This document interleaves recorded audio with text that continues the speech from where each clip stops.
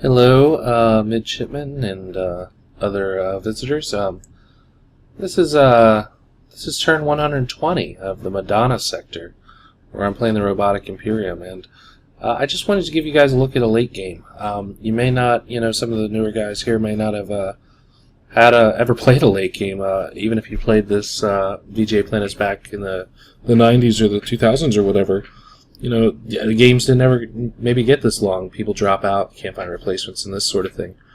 But the late game does happen here on Planets Nu, and it's fun, and it's exciting, and it is ruled by diplomacy and things like this. And diplomacy is something we don't really get a lot of in the Mentor versus Midshipman game, because there's not a lot to do. You guys are out to get me, and I'm out to not be got. So let's take a look at this. This is a game I took over as a replacement player. I did not start this from the beginning. I'm not sure exactly when. I could probably scroll the way down and find out. Yeah, somewhere down in here, turn 80, turn 90, I took it over. This is me, turn 76. Yeah, I must have taken it over right around turn 76. These are all diplomatic messages that I wrote to people. At the time, let's go through the time machine and have a look at turn 76, for instance. This game, when I came in, the robots were in a very, very strong position. They had 66 planets, 22 star bases, 68 warships, which is very good for the robots because most of them are big warships.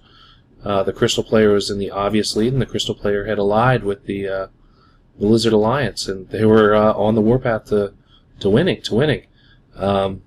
The Rebel was losing ground to the colonies, who my guy was allied with, and the Privateers and the Cyborg were allied, trying to fight the Crystal. You can see on the star map, this is a typical later game star map. This is me as the robots over here. This is my ally, the Colonials. Up here we have Cyborg space and Privateer space, and then up here all these blue planets are the Crystals. And the Crystals, me and him, I guess, had peace. We weren't really attacking each other or whatever. And so his war was up here and expanding towards the middle. He was allied with the Lizards down here. So, there's this truly whole cluster conflict going on. And I came in, and I didn't want to unbalance it, but I kind of had to, and I told my ally, I was like, I think we need to talk with the Cyborg and the Privateers, because if the Crystals and the Lizards continue doing what they're doing, they're going to win here in 15, 20 turns. They were doing quite well, collecting lots of planets, and looked unstoppable. So I did some diplomacy, and I sent out some messages, and we kind of agreed to turn the tables, and I broke this treaty, and I launched a strike against the Crystals, and it did not go well. They defended quite vigorously, and I'm still fighting that war. We'll go to the current turn, but what also happened, if you look at this, let's switch now. This is at turn 76 when I took over. Let's switch over to current turn. Returning now, we look at the scoreboard. The Crystals still have a lot of planets, but they lost one. The Lizards have been hit really hard. They've lost a lot of planets, you can see. Privateers and the Cyborg are holding steady. They're the leading alliance right now. Me, I'm holding my own. I'm doing okay. I have nearly as many warships as I had, although I've lost a couple in the Crystal War. The colonies have really gained a lot of ground. They've been able to take most of the Rebel planets. You can see the Rebels are all but eliminated, and they've expanded into Lizard space as well. You can see now the map looks much different, right? The Crystals are red. They were at war, and they have effectively laid web mines in their defense. And we've been at war for 20, 30 turns along this border, The Privateers and the Cyborg are pushing in here and in the middle, as well as me. Down here, these are my colonial allies, and they pushed this way. You can see the fading remnants of a border minefield we set up to prevent lizard ships from hitting them, but that turned out not to be too necessary. The Rebels are mostly gone. The lizards are mostly gone. They still survive here a little bit.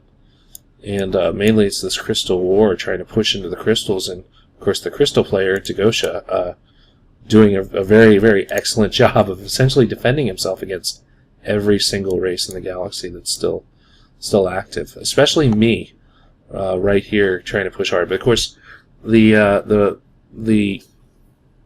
robots are not known for their mine-sweeping ability. Their ships don't have a lot of phaser banks, so I'm trying to sweep these mines, and he lays them as quickly as I can sweep them. Of course, over here we've got this ion storm coming in, which when an ion storm covers up a minefield, it can't sweep it. So we've kind of come to... he advanced, he captured a bunch of my ships many turns ago because another ion storm came through south and swept him off, and it was a big mess, and I couldn't save him.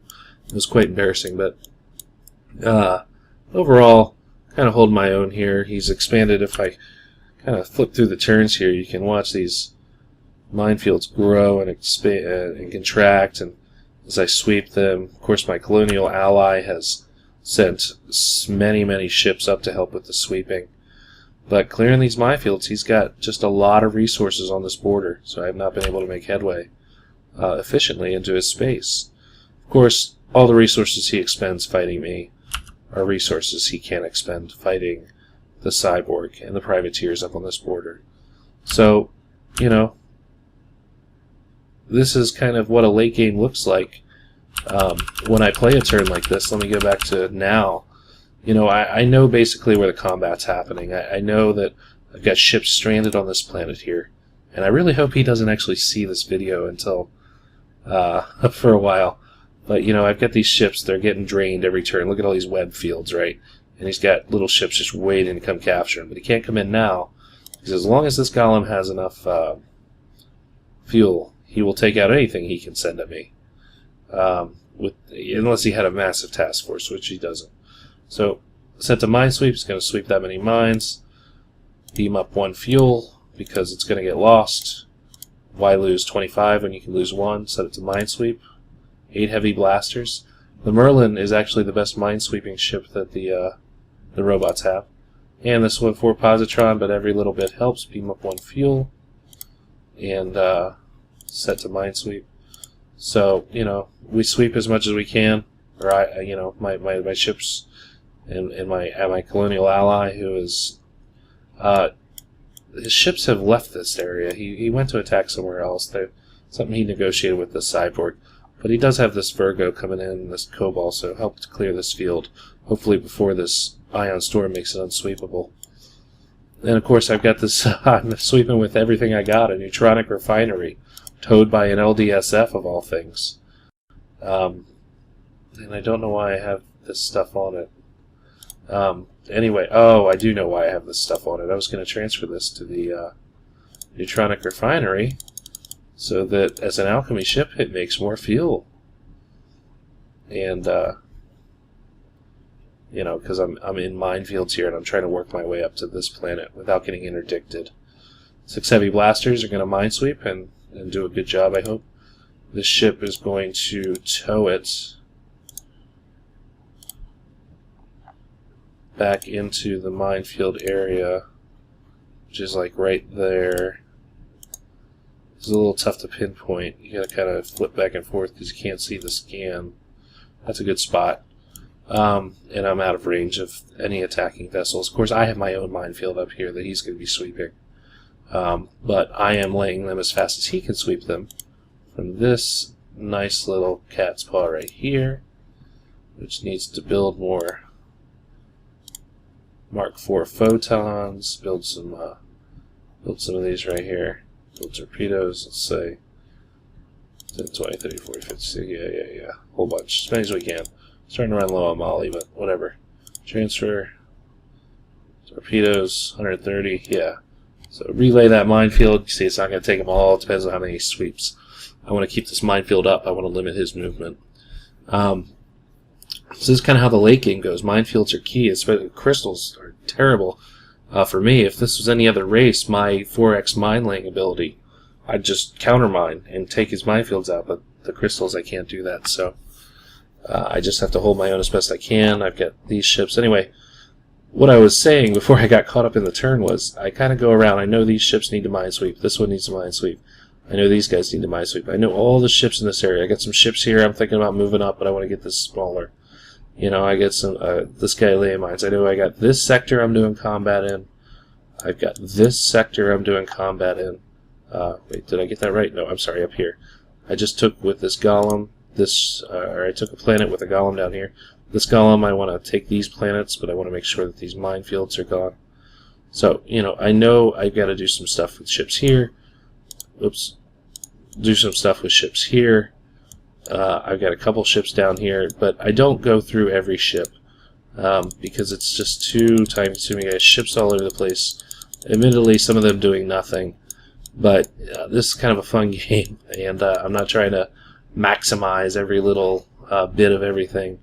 So, you know, I left a couple golems and merlins and things down here in case everything goes terribly wrong. I won't be completely broke. But, you know, I just go around, and then, of course, my planets are already set up with my plugin, so I just run them, and then, you know, you kind of check reports, see if you build anything. I didn't build anything this turn. Make sure all my star bases are building stuff. Yes, they are. These aren't. That's bad, so I got to go in here and, you know, make sure it's building a ship. Why am I not building a ship? Well, because I have 8 tritanium on this planet. So that's like not good, but I did that on purpose. I needed them for mines. So, you know, this is kind of a late game picture. Diplomacy is incredibly important. Of course, if we do break through and crush the crystals, well, then the privateer and the cyborg will want to win, and of course me and the colonies will want to win. So we'll be at each other, where we would be if I hadn't made a deal with them already about how this game is going to end. So. I hope you enjoyed this little kind of picture of what the late game can look like, and there's a lot more to it, and it's a lot of fun, and you know, these little strategic moves that you do at the very beginning have consequences for how this kind of mid-game shapes out, and the late game shapes out, I guess. Last but not least, I had a VCR. I always check these on the very first thing. We haven't had one yet in our game. This one is just a golem taking a starbase. Whoa. And the phaser is a little louder than I thought. It wasn't very well defended. I should be able to take this handily with this kind of ship. I shouldn't even take too much damage to my shields. Yeah, I've already eliminated his fighters. So, there we go. Goodbye, you stupid crystal starbase, and welcome. Please say welcome to your new robotic overlords. Alright. I hope you enjoyed this, and I hope that we get to see some star maps like this on our game before I cave entirely to your oncoming fleets.